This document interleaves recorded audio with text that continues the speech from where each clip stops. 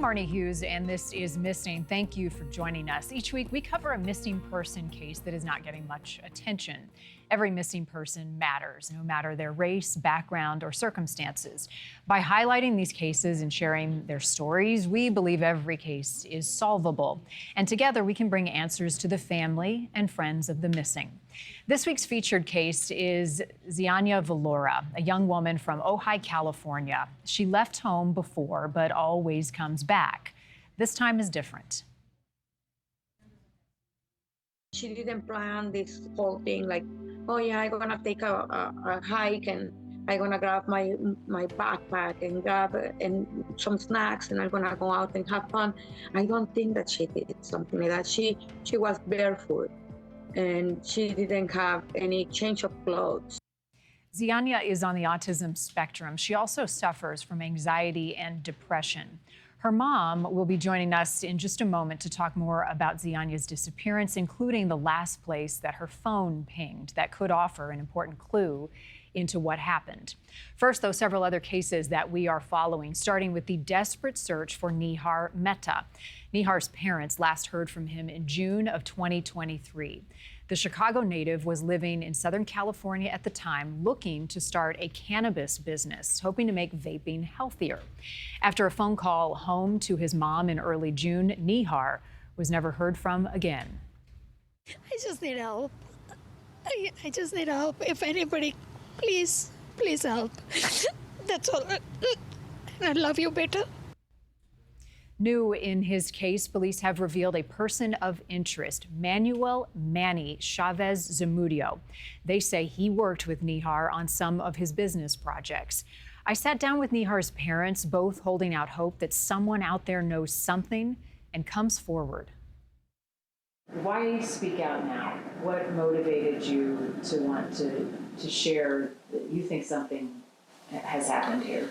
Well, we've been very optimistic from the beginning about, even though we had our fears right from the beginning, but we have been optimistic about finding him, or more than finding him, he's finding us back, contacting him, sending some signals, some messages. And we're not talking about a kid, like estranged kid who doesn't have much to do with family. This kid was very involved with the family.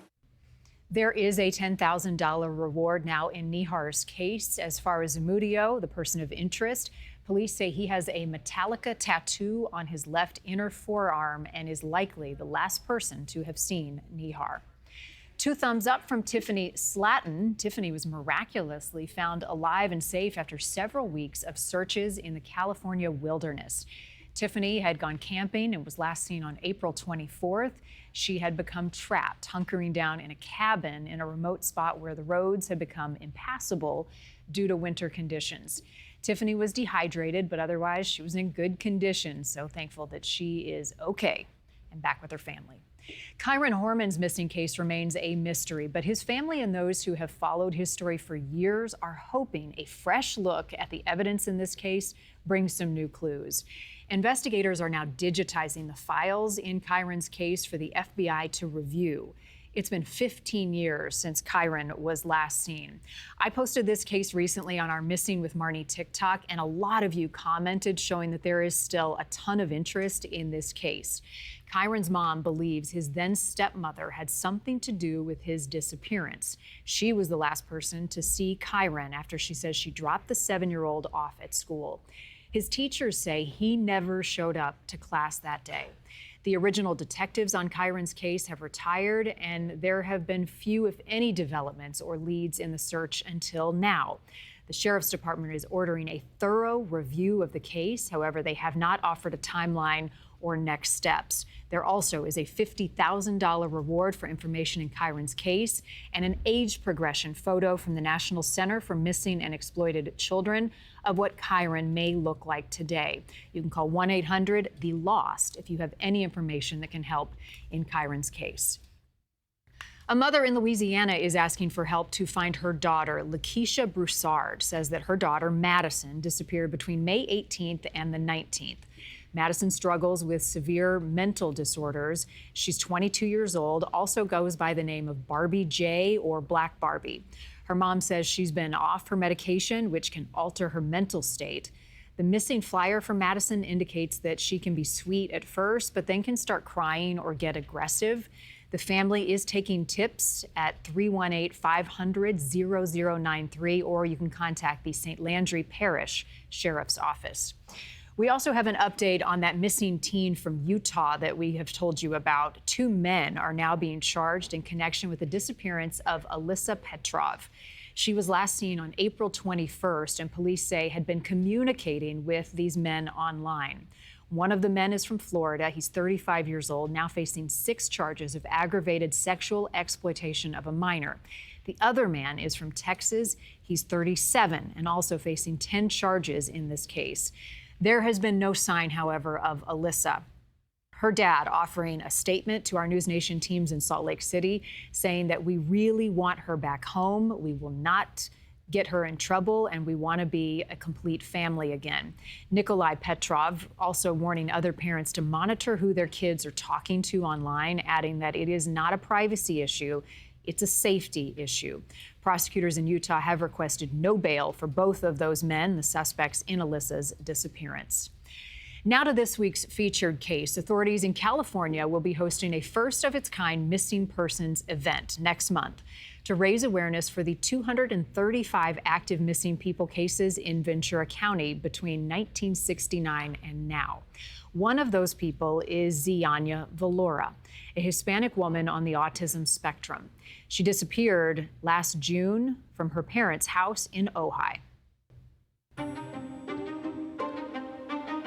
Probably she went for a hike to say something, but she was planning on coming back at some point. Zyanya Valora snuck out of her parents' home in Ojai, California in the early morning hours of June 25th, 2024.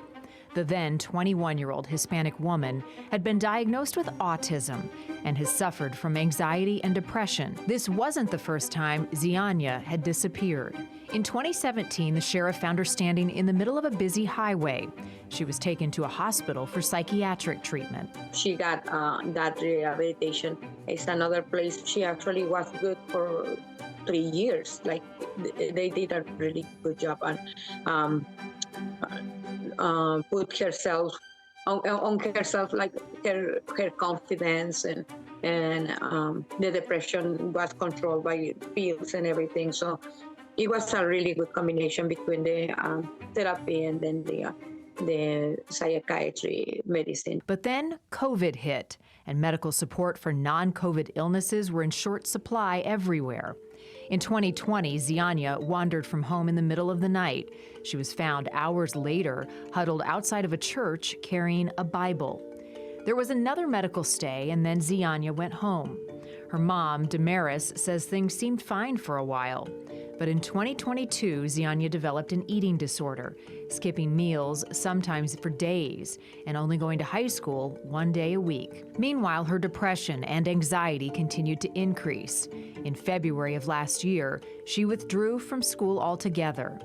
On June 25, 2024, Zyanya's mom was awakened at about 1:30 in the morning by their dog barking. At the time, she thought nothing of it. But the next morning, while she was looking to install an AC unit in the back of the house, she noticed something different from Zyanya's window. The curtains were always open, and this time they were closed. And I was like, okay, well, what is going on? And I put my hand like that, and to open the curtains, and the screen was missing. And I was like, okay, that's with the screen. And I pushed all the way the curtains, and I was like, okay, Zyanya's not in her bedroom. After calling her husband and doing a quick search, including the church where Zyanya had been found years before, Damaris called 911. Detectives and search and rescue teams came right away. And the lady that found her on 2020 was here on the team. And she introduced herself again with me, and she said, I found her last time, and I want to find her this time. And I say, okay, thank you. And they went on her way.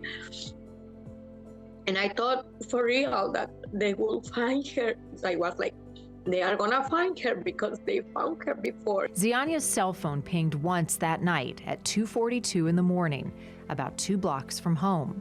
Search dogs tracked her scent on a trail about 5 blocks away, ending at a baseball field and parking lot. My first thought was that she got into the baseball field, but probably somebody was there and they grabbed her from there, from the parking lot. Now her family continues to search and wait and advocate for other missing people in the area. She didn't plan this whole thing like, oh yeah, I'm gonna take a hike and I'm gonna grab my backpack and grab and some snacks and I'm gonna go out and have fun.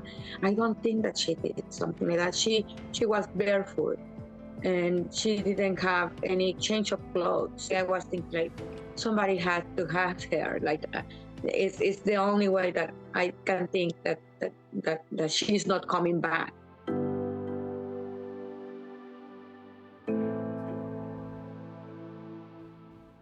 And joining us now is Zyanya's mom, Damaris Valora. Thank you for your time this morning. It's hard to believe it's been a year since your little girl was last seen. How are you holding up? Thank you for having me. Day by day, it's hard to see everything together again, and still no answers. We don't know where she's at. We now believe that for sure somebody has to have her.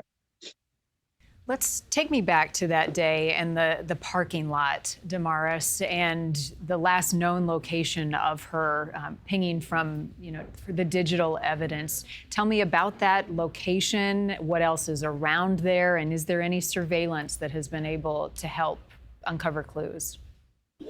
Yeah, there's no surveillance around. We are in a very rural area. And the way that she took, or that we believe that she took on the bike trail, there is not even lights on that, and there's no any cameras or anything.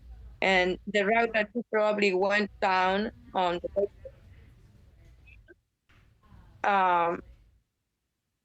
there's a parking lot, but there's no cameras either.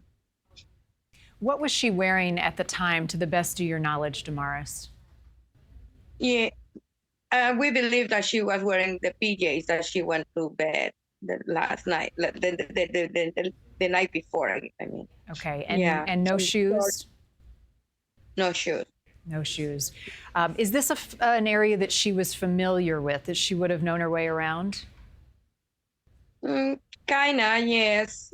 We've been here for 10 years now, and it's an easy way to go back and forth because there's a trail. So you basically just follow the trail and you can go back to home. And it's kind of easy. And it's the way that we think that she took, like just walking around the trail. So it was kind of easy to see where to go back to home. Okay. How was Zyanya with strangers, with encounters of new people?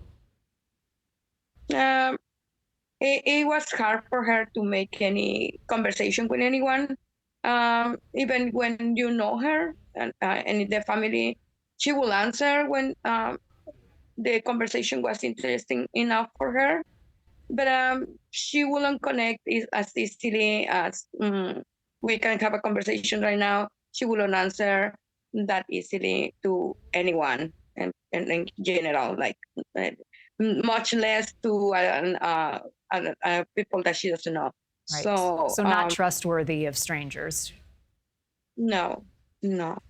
What about any identifying features on Zyanya? We've been showing her picture, but anything else that could help folks recognize her? Well, the moles around her face. She has also a big one on her right arm over here. It's a big mole too. Other things can change, like everything can change, like the hair color can change, and clothes can be changed, and in her left foot, I think that she has like this kind of physical particularity It's a little shorter in the left foot. The toe is a little like this, like on top of the other one. Okay. But I mean, that kind of things are really hard to see sometimes. Well, but it might take one person. That's our hope, Damaris. How about your communication with police? I know there have been a lot of searches in Ojai. It's not a very big community. What has come of the searches? Any other evidence turned up? No, nothing right now. Like, we are in constant communication with the captain over here and the police, and then the detective that is in charge of the investigation. But they haven't found anything. And they say that they were working along with the FBI to provide any intel about it, like what else they can do. And so far, they say that FBI said that everything that has to be done has been done. Okay. So, including digital evidence, her phone, or any device she would have had? yes, they even downloaded my phone, my son's phone, my husband's phone, just to see if there will be any correlation and communications or anything. So they had all that information, and it didn't bring anything. Zyanya had a computer, and they kept the computer for a few months, and it didn't came with any new information about anything.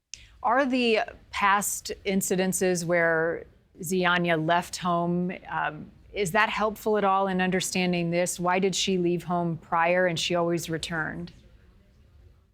Right. Is I mean, I don't. It doesn't make any sense for me, honestly.